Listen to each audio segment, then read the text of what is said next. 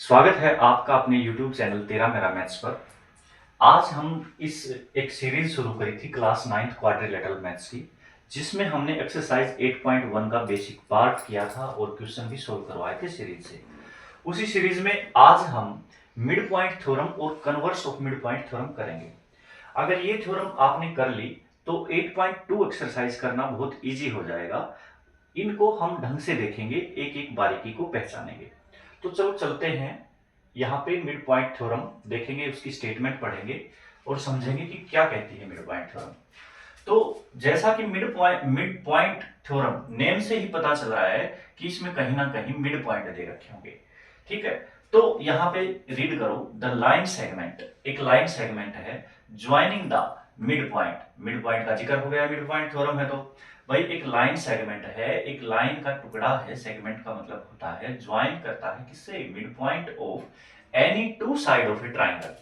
भाई एक ट्राइंगल दिया गया है, ये लो जी ट्राइंगल लिख दिया मैंने, और इसमें क्या कहा है कि भाई इसके मिड पॉइंट हैं, और कितने मिड पॉइंट हैं, mid point of any two side of a triangle. एक ट्राइंगल के टू साइड के मिड पॉइंट दिए गए हैं। एक साइड ये मान ली मैंने ए बी और ए सी, इसके मिड पॉइंट मान लिए कि यहाँ पे डी मिड पॉइंट होगा और ई मिड पॉइंट है, और इस लाइन सेगमेंट को ज्वाइन करवा दिया गया है, जो ये मिड पॉइंट है ये ज्वाइन करवा दिया। ठीक है, आगे आगे क्या कह रहा है, is parallel to the third side.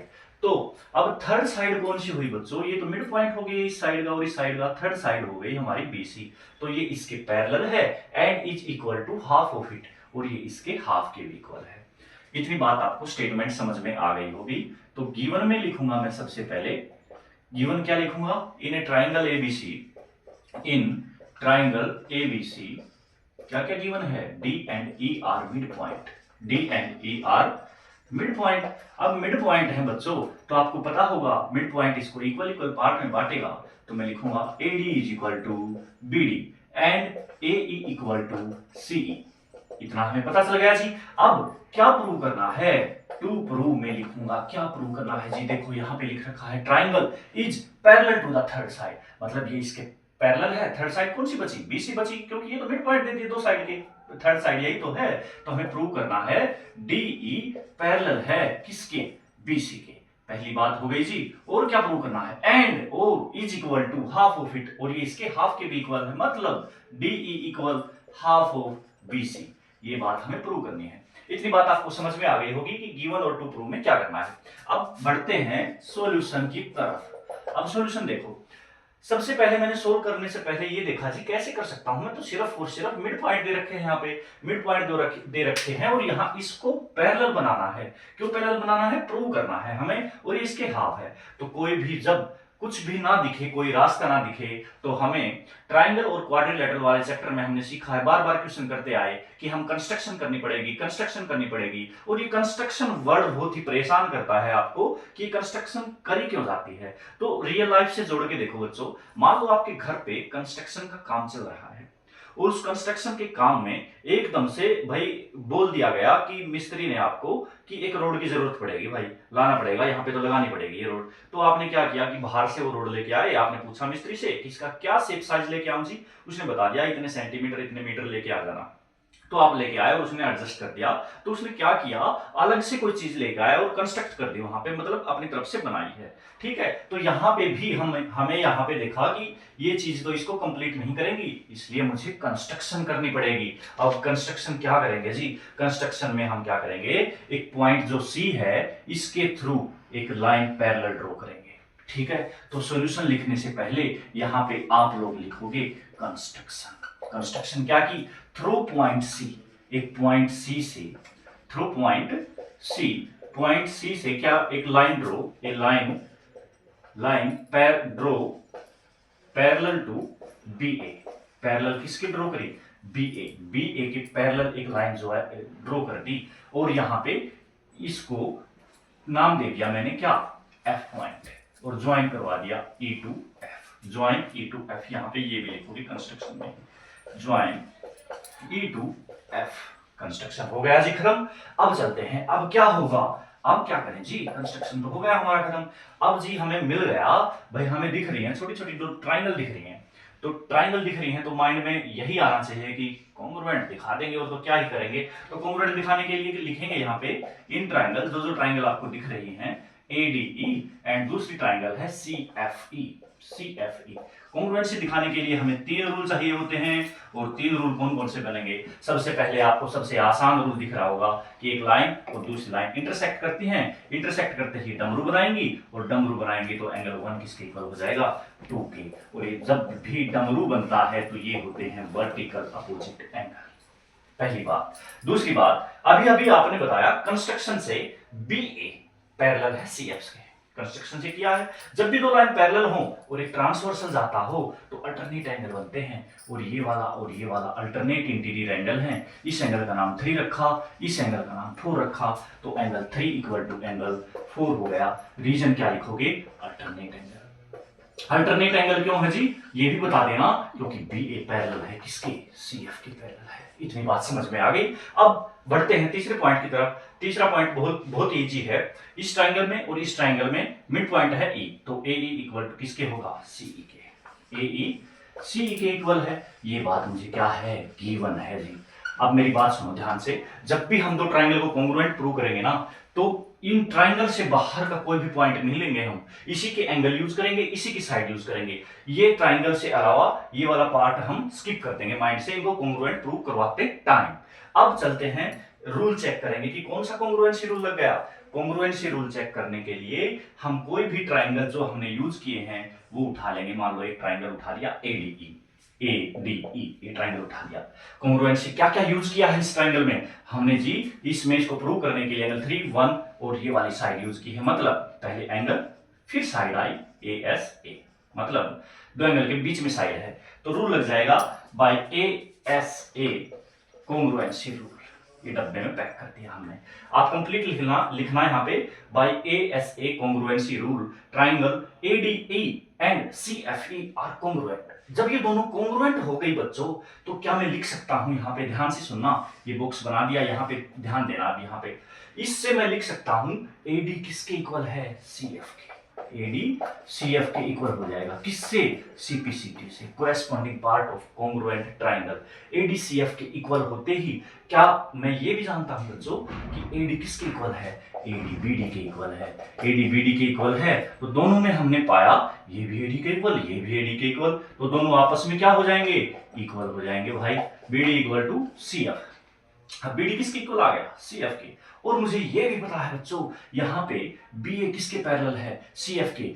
BA जब CF के पैरेलल है तो BD इसी का तो पार्ट है बड़े वाले का, तो BD भी पैरेलल होगा CF के। BD किसके पैरेलल हो जाएगा, CF के।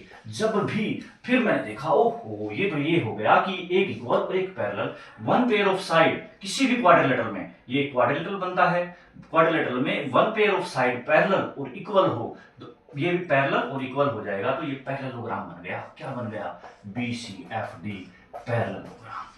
क्यों, 1 पेयर ऑफ साइड पैरेलल और इक्वल।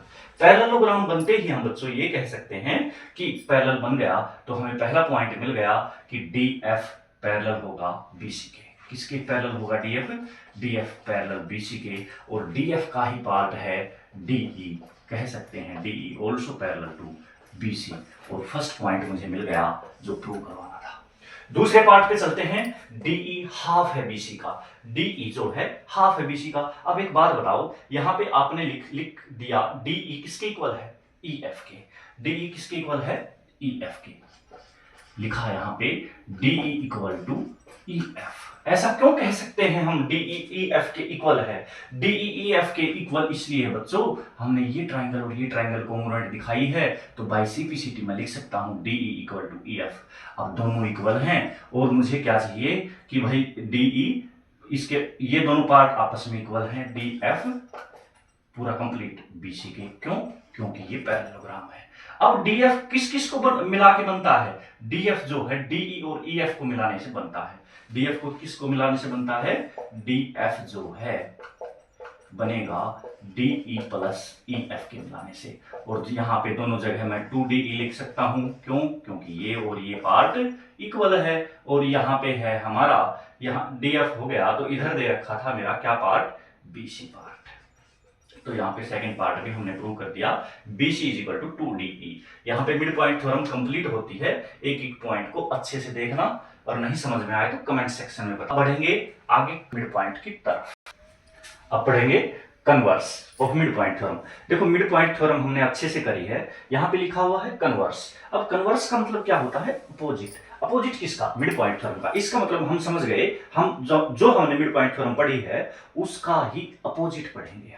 अपोजिट के लिए स्टेटमेंट पढ़ेंगे। सबसे पहले देखो बच्चों, the line drawn through the mid point of one side of a triangle. एक लाइन ड्रॉ करी गई है, कहां से? Mid point of one side, triangle की एक साइड से। सबसे पहले ट्राइंगल का जिक्र है तो ट्राइंगल बना दी फिर से हमने, ये वाली ट्राइंगल। ट्राइंगल एबीसी नाम फिर से दे दिया जी, एबीसी ट्राइंगल है। और अब की बार बोला है बच्चों, the line drawn through the, एक लाइन ड्रॉ करी गई है through the mid point of one side. अब की बार सिर्फ एक साइड यूज की गई है ऑफ ए ट्राइंगल। एक ट्राइंगल की एक साइड का मिड पॉइंट दिया गया है जिसका नाम दे दिया डी।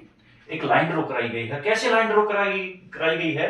कि वो पैरेलल है अनदर साइड के, कि वो ऐसे लाइन ड्रॉ करी गई कि वो पैरेलल बनेगी अनदर साइड के। अनदर साइड कौन है? बीसी के पैरेलल बनी गई, और बाइसेक्ट द थर्ड पॉइंट। और यहां पे हमें प्रूव करना है कि ये इसके पैरेलल तो गिवन है और ये बाइसेक्ट करती है थर्ड साइड को। अब की बार थर्ड साइड है एसी, इस पॉइंट को ई नाम दिया। तो यहां पे मुझे समझ में आ गया कि प्रूव करना है कि ई इसका मिड पॉइंट है, ये इसको बाइसेक्ट करती है। अगर समझ में नहीं आया तो फिर से सुनो, the line drawn through the mid point of one side of a triangle. एक लाइन ड्रॉ करी गई है, कहां से? Through the mid point of one side of a triangle parallel to another side. ऐसे ड्रॉ करी गई कि ये पैरेलल है और हमें प्रूव करना है बाइसेक्ट द थर्ड पॉइंट। मतलब ये इस थर्ड पॉइंट को, ये जो थर्ड पॉइंट है इसको क्या कर रही है? बाइसेक्ट कर रही है। तो ये हमारा कन्वर्स है, converse of mid point theorem. तो converse of mid point theorem का यहां पे लिखेंगे गिवन में। सबसे पहले गिवन क्या लिखेंगे कि हमें गिवन दिया गया है सिर्फ एक मिड पॉइंट है, तो सिर्फ एक मिड पॉइंट है तो डी मिड पॉइंट है, तो यहां पे लिख दूं मैं यहां पे A D equal to B D. बस इतनी सी बात दी गई है जी। तो अब प्रूव क्या करना है? हमें प्रूव करना है, यहाँ पे बच्चों ध्यान से सुनो, कि ये बाइसेक्ट करता है थर्ड साइड को। ये थर्ड साइड ये वाली थी, इसको बाइसेक्ट मतलब ए ई इक्वल सी ई के दिखाना है हमें। ए ई सी के इक्वल कैसे दिखा सकते हैं? सॉल्यूशन पे चलते हैं। देखो वही बात फिर से अटकती है मिड पॉइंट वाली, कि यहाँ पे हमने देखा सिर्फ सर गिवन तो एक ही बात है एडीबीडी के, तो हम क्या दिखाएंगे कि ए सी के इक्वल कैसे है? कोई तो रीजन हो। तो सर वही कंस्ट्रक्शन करेंगे हम। पॉइंट सी से एक लाइन ड्रॉ कर दी यहाँ पे, और ई को एफ से ज्वाइन करवा दिया, same to same mid point theorem की तरह। तो यहाँ पे फिर से कंस्ट्रक्शन लिख दोगे आप। कंस्ट्रक्शन में क्या किया? थ्रो सी, एक पॉइंट सी है, through C draw parallel line draw करी गई, किसके पैरेलल? बी ए के parallel. So we can say that B A parallel to C F, and यहां पे भी कहोगे join E to F, join E to F. इतनी बात करने के बाद सॉल्यूशन की तरफ बढ़ते हैं। वही सेम थिंग मिड पॉइंट वाली, याद रखना, दो ट्राइंगल मिली, कॉन्ग्रुएंट कर देंगे। फर्स्ट पॉइंट ये और ये आपस में क्या करती हैं? एक दूसरे को इंटरसेक्ट करती हैं, तो कौन सा बनाती हैं? डमरू। मतलब एंगल 1 इक्वल टू एंगल 2। भाई हम ट्राइंगल को कॉन्ग्रुएंट दिखा रहे हैं ना, तो इन ट्राइंगल एडीई, कौन सी ट्राइंगल है? एडीई। दूसरी ट्राइंगल कौन सी है? सीएफई। अब 3 पार्ट से ही कॉन्ग्रुएंसी के लिए पहला पॉइंट हमें मिल गया डमरू, 1 equal to 2 vertical opposite angle, first point. Second चीज देखो, बी ए अभी भी बोला सी एफ पैरेलल हमने ड्रॉ कंस्ट्रक्शन से किया है, पैरेलल है, और ये क्या है? ट्रांसवर्सल बनते ही ये एंगल और ये angle alternate interior angle 3 equal to angle 4। यहां पे लिखा एंगल 3 इक्वल टू 4। क्या लिखेंगे? Alternate angle, alternate interior angle लिखना। क्यों है अल्टरनेट इंटीरियर एंगल? क्योंकि ये दोनों पैरेलल हैं। किससे? कंस्ट्रक्शन से। अब फोर्थ पॉइंट पे बात करेंगे। फोर्थ पॉइंट कहां से आएगा जी? निकल के।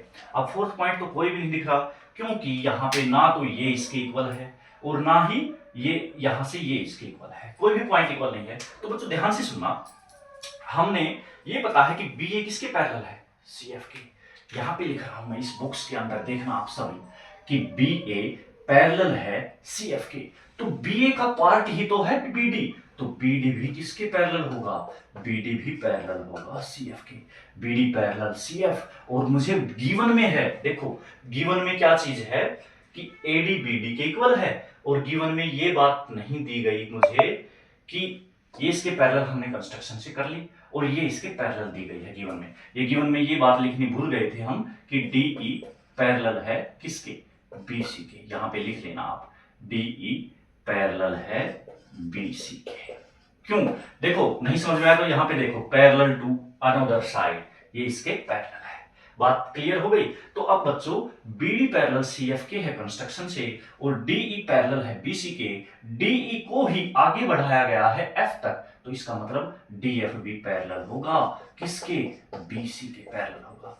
जब किसी भी क्वाड्रिलेटरल में अपोजिट साइड पैरेलल हो तो हम कह सकते हैं BCFD पैरेललोग्राम बन गया। क्या बन गया, पैरेललोग्राम। पैरेललोग्राम बनते ही मुझे पता है क्या होगा कि ये वाला पार्ट इसके इक्वल और ये वाला पार्ट इसके इक्वल, क्योंकि अपोजिट साइड क्या होती हैं, इक्वल होती हैं। क्या होती हैं, इक्वल होती हैं। लेकिन जी हमें तो थर्ड पार्ट से ही इतनी बड़ी बात मत बताओ कि इसके अपोजिट साइड इक्वल होती हैं। तो बेटा एक बात तो मुझे पता है ना, AD इक्वल किसके होता है, BD के। क्यों, कहां से, गिवन में है AD BD के इक्वल है। अब ये पैरेललोग्राम बना लिया हमने ये वाला, तो मैं ये भी तो कह सकता हूं कि BD इक्वल टू CF। क्यों, अपोजिट साइड है किसकी, पैरेललोग्राम की।